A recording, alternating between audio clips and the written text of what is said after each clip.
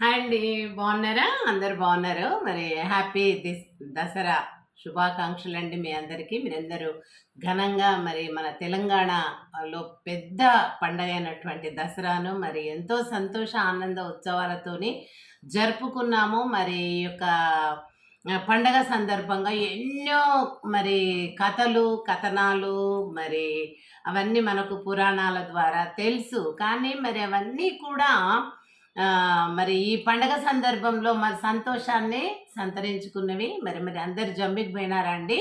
మరి మేమైతే చిన్నగున్నప్పుడు జంబికి వెళ్ళేవాళ్ళమండి. వెళ్ళి అక్కడ టెంపుల్ దగ్గర అన్నీ అమ్ముతారనమాట. జంబి ఆకు అంటే ఒక ప్రత్యేకమైన చెట్టు, అది ముళ్ళుగా ఉంటది. చిన్న ఆకు ఉంటది. అదే అమ్ముతారు. తర్వాత అలాగే చొప్ప కూడా ఇది దొరకని పక్షంలో చొప్ప ఆకు గూడా అమ్ముతారు. చొప్ప కర్రలు గూడా అమ్ముతారు. అదేవిధంగా అవి తీసుకొని అక్కడ కొంతమంది మరి బ్రతకమ్మ ఆడి మరి అవి కొనుక్కొని వస్తారండి. ఆ యొక్క టెంపుల్ దగ్గర మొక్కుకొని వస్తారు. వచ్చిన తర్వాత ఇళ్ళళ్ళకు వెళ్ళి కొత్త బట్టలు ధరించి పండగ అంతా గూడా ఆచరించి జంబికి వెళ్తారు గదా! వెళ్ళి ఇళ్ళళ్ళకి వచ్చిన తర్వాత అందరూ ఎంత పగ ఉన్నా గానీ, ఎలాంటి కోపోద్రేకాలు గానీ, ఎటువంటి ఆవేశపూరితమైనటువంటి ఎలాంటి మరి అంతవరకు మాట్లాడుకోకుండా ఉన్నటువంటి వాళ్ళందరూ కూడా ఈరోజు ఆ జంబి ఆకు అక్కడ తెచ్చి అందరి ఇళ్ళళ్ళకు వెళ్ళి వాళ్ళకు ఆ వెండి, బంగారము అని ఆరె ఆకు, జంబి ఆకు 2 కలిపి ఇస్తారు. వెండి, బంగారం అని ఇచ్చి ఇలా ఈ మెడను వాళ్ళ యొక్క వక్షస్థలానికి ఆనించి కౌగలించుకుంటారనమాట. అలయ్ బలయ్ అని ముస్లిమ్స్ అంటా ఉంటారు. ఆ రకంగా చేస్తారు. అప్పటి నుండి వాళ్ళు అది వరకు కొట్లాడుకున్నటువంటి మరి గొడవలు గానీ, మనస్పర్ధలు గానీ, ఎలాంటి పగలు ఉన్నా గానీ అవన్నీ ఇంతటితో ఇక మనము ఆ రకంగా ఉండకూడదు. ఇప్పటి వరకు శత్రువులైనా ఇప్పటి నుండి ఈ వెండి, బంగారం అనే ఈ జంబాకు ద్వారా మనము ఒకటైపోతున్నాము, స్నేహితులుగా అవుతున్నాము అన్నటువంటి మాట చెప్పుకుంటూ వారు ఆ రకంగా కౌగలించుకుంటారండి. ఇలా మరి మీరందరూ చేశారా? మరి జంబేకి పోయారా? నేనైతే నిన్న మరి మా అమ్మ వాళ్ళ ఊరికెళ్ళాను. దానివల్ల పండగ సందర్భంలో మీ ముందు రాలేకపోయాను. మా అమ్మ కొంచెం ఓల్డ్ ఏజ్ అనమాట. చేతగాని స్థితిలో ఉంది కాబట్టి మరి పండగ సందర్భంగా మరి కొన్ని అవి ఇవి పిండి వంటలు మరి ఆ స్పెషల్ చేసింది తీసుకొని నేను వెళ్ళడం జరిగింది. మీ ముందుకు రాలేకపోయానండి. మన ప్రోగ్రాం మీకు తెలుసు, సమాజము నాడు నేడు ముచ్చట్లు. మరి దాంట్లో నా యొక్క ఛానల్ జీపీఎల్ జీసీ మీకు తెలుసండి. మరి అందరూ సబ్స్క్రైబ్ చేయండి, షేర్ చేయండి, కామెంట్ చేయండి, మీ సలహాలు ఇవ్వండి, లైక్ చేయండి. అయితే ఇప్పుడు ఏంటి అంటే ఈ యొక్క జంబి ఆకు యొక్క ప్రాధాన్యత ఏంటి అంటే, ఆనాడు మీకు తెలుసు మహాభారతము, రామాయణం. మహాభారతంలో ఒకటి చెప్తాను.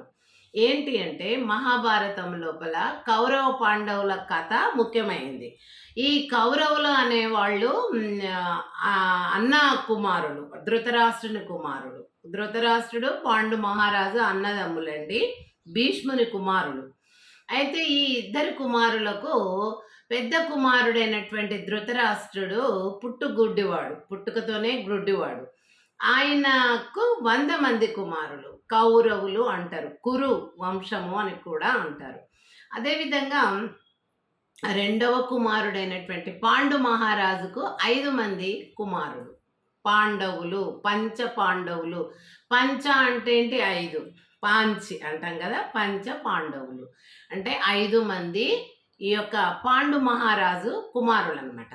పాండు అనే మహారాజు ఏంటంటే ఆయనకు పాండు రోగం అనేది కూడా ఉండింది. అది పురాణం ఇన్ డెప్త్గా వెళ్ళినప్పుడు. ఇప్పుడు మనకు సందర్భం ఏంటంటే చిన్నప్పటి నుంచి కూడా ఈ యొక్క అన్నదమ్ముల పిల్లలకు పడిరాదనమాట గొడవలు.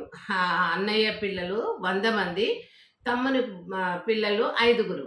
ఈ 5 చాలా తెలివైనటువంటి వాళ్ళు. ఈ 5 తల్లి కుంతీదేవి.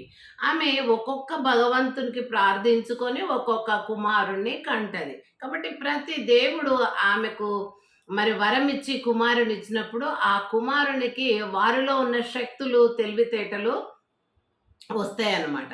అదే ఈ యొక్క ధృతరాష్ట్రుని కుమారులు 100 మంది అయినా కానన్నా గాంధారి వాళ్ళ తల్లి. ఆమె ఎప్పుడు కన్నులకు గంతలు కట్టుకొని ఉంటది. ఎందుకంటే భర్త గ్రుడ్డివాడు కాబట్టి భార్య లోకాన్ని చూడకూడదు. అయితే ఆ రకంగా 100 మంది ఉండడం వలన వాళ్ళకు చాలా గర్వం అనమాట. ఎందుకంటే వీళ్ళు 5 మంది ఉండి ఇన్ని తెలివితేటలు. మరి రాజ్యంలో అందరూ కూడా వీళ్ళనే మెచ్చుకుంటున్నారు. ఎందుకు మెచ్చుకుంటున్నారు?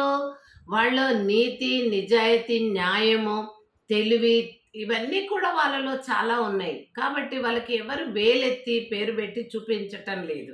అన్నిట్లో ఆ యొక్క పాండు కుమారులే 5 మంది చాలా చక్కగా వ్యవహరిస్తూ వారి యొక్క గమ్యము సాగుతూ ఉంటుంది. అలాంటప్పుడు వీళ్ళు పగలుబట్టి ఎన్నో వీళ్ళిద్దరికీ గురువెవరు? ద్రోణాచార్యులు. ద్రోణాచార్యులు ఏం చేస్తారు? ఇద్దరికీ ఎప్పుడు కూడా మనం గురువు గదా! టీచర్ అన్నప్పుడు పరీక్షలు పెడుతుంటాం. వారు నేర్పిన విద్యలో. మరి వారు నేర్పినటువంటి ఆర్చరీలో బెస్ట్ స్టూడెంట్ అంటే అర్జునుడు. కాబట్టి ఈ అర్జునునికి చాలా పేర్లుంటాయి. అర్జునుడు, పాల్గుణ, పార్థ ఇవన్నీ కూడా చాలా పేర్లుంటాయి. అయితే విజయుడు ఇవన్నీ పేర్లు. విజయ్ అంటే కూడా అర్జునుడే. అయితే ఆ రకంగా ఆయన ఒక దాంట్లో. భీముడు బలాఢ్యుడు, బకాసురుని చంపాడు. మరి అదే విధంగా ఒక్కొక్కరికి ఒక్కటి లవకుశులు అంటున్నా. ఇది ఈయనేంటి యుధిష్ఠిరుడు అంటే ధర్మరాజు. ఆయన ధర్మపాలకుడు. కాబట్టి యుధిష్ఠిరుడు అనే పేరుకు ఇన్‌స్టెడ్ ఆఫ్‌గా ధర్మం చేసేవాడు కాబట్టి, ధర్మంగా రాజ్యాన్ని ఏలాడు కాబట్టి ధర్మరాజు అని అంటారు. అదేవిధంగా నకుల, సహదేవులు చివరి వాళ్ళు.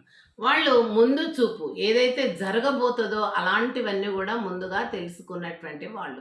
ఇలా ఒక్కొక్కరికి ఒక్కొక్క రకమైనటువంటి వరము ఉండడం వలన, వాళ్ళ తేటలు అమోఘంగా ఉండడం వలన రాజ్యంలో ప్రతి ప్రజలు వారిని మెచ్చుకోవటం. అది సహించలేక ఈ యొక్క కౌరవులు వాళ్ళని ఇబ్బంది పెట్టి చివరికి అన్ని అన్ని అన్ని అంత కల్తీ చేసి వీళ్ళదే తప్ప అనిపించి వాళ్ళని అజ్ఞాతవాసం పంపిస్తారండి. ఆ 14 సంవత్సరాలు అరణ్యంలోనే ఉండాలి వాళ్ళు. ఇంకా వస్త్ర సన్యాసం చేయాలి. వస్త్ర సన్యాసము అంటే వాళ్ళు ఉపయోగించేటటువంటి ఆయుధాలు ఎవ్వరు కూడా ధరించరాదు. అన్నీ కూడా ఆయుధాలు ఎవరికి కనబడకూడదు, ఎవరు ఉపయోగించకూడదు. అవి లేకుండానే మీరు అరణ్యవాసం కానీ, మరి అజ్ఞాతవాసం అంటే ఎవరికి ప్రజలకు కనబడకుండా వెళ్ళిపోవాలా అనే షరతు పెట్టి పంపించేస్తారు. అప్పుడు ఈ పాండవులు ఏం చేస్తారంటే వారి యొక్క ఆయుధాలన్నీ కూడా, అంటే అప్పుడు ఆర్చరీ బాణాల యుద్ధమే ఎక్కువగా ఉండేది కాబట్టి ఆ బాణాలు అవన్నీ కూడా శరము, బాణము ఇవన్నీ కూడా జంబి చెట్టు, అది కంపలాగా ఉంటుందండి, ముళ్ళ కంపలాగా అట్లా ఉంటుంది. అది ఎవరు ముట్టుకోవడానికి రాదు. మనం చూడండి, మీరు జంబి చెట్లు చాలా ఉంటాయి, అడవుల్లో ఉంటాయి. ఇప్పుడైతే దసరా కోసం కొంతమంది ఆ మొక్క తెచ్చి కూడా మా కాలనీ పక్కన పెంచారండి. అయితే అన్ని గెలలాగా ముళ్ళులు ఉంటాయి, సన్న ఆకు ఉంటుంది, దాన్ని టచ్ చేస్తే ఆకు కంటే ముందు ఆ ముళ్ళే గుచ్చుకుంటాయి. కాబట్టి అలాంటి చెట్టుని ఎన్నుకున్నారు వాళ్ళు. ఎవరు కూడా ఇవి ముట్ట రాకుండా ఉండాలన్న ఉద్దేశంతో తెలివైన వాళ్ళు కాబట్టి ఆ జంబు చెట్టు మీద వాళ్ళ బాణాలు అవన్నీ కూడా ధనస్సులు పెట్టి, ఇంకా మారు వేషాలు వేసుకొని వాళ్ళు వెళ్ళిపోయి ఓ రాజు దగ్గర ఉంటారు. ఉత్తర ప్రగల్భములు అని ఉత్తరుడి రాజు దగ్గర, ఉత్తర మహారాజు దగ్గర వాళ్ళు కొలువు ఉంటారనమాట. ఒక పేర్లు కూడా మార్చుకుంటారండి. అలాగే ఈ యొక్క అర్జునుని పేరు సైరంధ్రుడు అనమాట. బృహన్నల, సైరంధ్రి అని ఇలా పేర్లు పెట్టుకొని ఉంటారు. సైరంధ్రి అంటే అక్కడ ఉన్నటువంటి ఆ అంతఃపురంలో ఈ ఉత్తర మహారాజు, ఉత్తరుని రాజు యొక్క ఆస్థానంలో ఉన్నారు కదా, అక్కడ మరి రాణి వాసానికి అంతా కూడా బట్టలు వేయడము, తయారు చేయటము, అన్నీ ఆడవాళ్ళ పనులన్నీ వాళ్ళకు చూసుకునేది ఈ యొక్క బృహన్నల అనమాట, సైరంధ్రిగా అర్జునుడు. ఈ రకంగా భీముడు మరి కీచకుని వధిస్తాడు. ఆ యొక్క ఉత్తర రాజు బామ్మర్దే అక్కడ స్త్రీని వాళ్ళు భంగం చేయడానికి చూస్తే చంపేస్తాడు. ఈ రకంగా అప్పుడు వాళ్ళు కూడా అమ్మ వీళ్ళు చాలా బలాఢ్యుడు, ఎవరో వీళ్ళు ఇట్లా అని చెప్పేసి వాళ్ళకు డౌట్ వస్తుంది అనమాట. ఆ కీచకుని వధ తర్వాత. ఈ రకంగా వాళ్ళు మారువేషాలలో ఉండి మంచి జీవితం జీవించి వాళ్ళ వనవాసం అయిపోయిన తర్వాత, అజ్ఞాతవాసం అయిపోయిన తర్వాత తిరిగి రాజ్యానికి రావాలి గదా! రాజ్యానికొచ్చినప్పుడు వాళ్ళ యొక్క వాడినటువంటి వాళ్ళ ఆయుధాలు వాళ్ళు తీసుకోవాలి గదా! రాకుమారులు అంటే మరి క్షత్రియ కులము. ఎప్పటికీ వాళ్ళు శరము, తర్వాత బాణము, ఆ విల్లుని ఎక్కుపెట్టడము ఇలాంటిదే వాళ్ళ విద్య. కాబట్టి మరి వాళ్ళకవి అవసరం కదా! వాళ్ళ డిఫెన్స్ కోసం. అంతేగాకుండా ఆ రాజ్యంలో ఉన్న ప్రజలందరి కోసం కూడా వాళ్ళు ఆ రకంగా అవి తీసుకోనికే వెళ్తారనమాట జంబి చెట్టు దగ్గరికి. వెళ్ళినప్పుడు వాళ్ళు పెట్టినవన్నీ కూడా చెక్కు చెదరకుండా ఆయుధాలన్నీ భద్రపరచబడి ఉంటాయి. అయితే అప్పుడు ఈ చెట్టు మా ఆయుధాలను ఇంత రక్షించింది, ఇంత సుభిక్షంగా ఏది పోగొట్టకుండా కాపాడింది ఈ చెట్టే అని ఆ చెట్టుకు పూజ చేసి మొక్కి ఆ ఆయుధాలు తీసుకొని వెళ్తుంటారింకా వాళ్ళు అక్కడికి. వాళ్ళ యొక్క రాజ్యానికి వెళ్తుంటారనమాట. వెళ్తూ ఉంటే అప్పుడేమైతది, ఒక పాలపిట్ట ఆ అడవి నుంచి వీళ్ళు వెళ్తుంటారు, ప్రయాణం చేస్తుంటారు వాళ్ళ రాజ్యానికి, అయోధ్యకి. వెళ్తూ ఉంటే అప్పుడు ఒక పాలపిట్ట ఎదురవుతదండి. పాలపిట్ట అంటే బ్లూ కలర్ ఉండి, యెల్లో ఉండి, వైట్‌గా ఉంటది. ఎంత బ్యూటిఫుల్ బర్డ్ అనమాట అది. అది ఎదురవుతదనమాట. అంటే అప్పుడు వాళ్ళేం జేస్తారు, ఇంత బ్యూటిఫుల్ బర్డ్ మనకెదురయింది గదా! అని వాళ్ళు సంతోషపడి వెళ్తుంటారు. వెళ్తున్న తర్వాత వీళ్ళు వెళ్ళిన తర్వాత అన్ని విజయాలే చేకూర్చబడతాయి. అందుకే పాలపిట్టను చూసినటువంటి వాళ్ళు దసరా రోజు అంటే ఈ యొక్క ఏంటి దసరా ఈ యొక్క దశమి రోజు పాలపిట్ట విజయదశమి రోజు ఎవరైతే పాలపిట్టను చూస్తారో వాళ్ళకు గూడా పాండవులలాగా అన్ని విజయాలే చేకూర్చబడుతవి అన్న ఒక నానుడితోని ఇప్పుడు చాలామంది పాలపిట్టను చూసే ప్రయత్నం చేస్తారండి. అంటే విజయాలు ఇస్తుంది అని అదొక సూచకంగా ఈ రకంగా జరుపుకుంటాం. ఇప్పుడు పాలపిట్టలు తక్కువైనాయి. నెక్స్ట్ క్లాస్‌లో చెప్పుకుందామండి. మరి మీరందరూ నా ఛానల్ జీపీఎల్ జీసీని మరి లైక్ చేయండి, షేర్ చేయండి, కామెంట్ చేయండి. అందరికి మరొకసారి ఇప్పుడు మనము జరుపుకున్నటువంటి దసరా శుభాకాంక్షలు తోటి మీ అందరికి కూడా వెల్కమ్ చేశాను. మరి పండగ యొక్క వాతావరణాన్ని మనము డిస్కషన్ చేసుకున్నామండి. లైక్ చేసి షేర్ చేయండి. Thank you so much.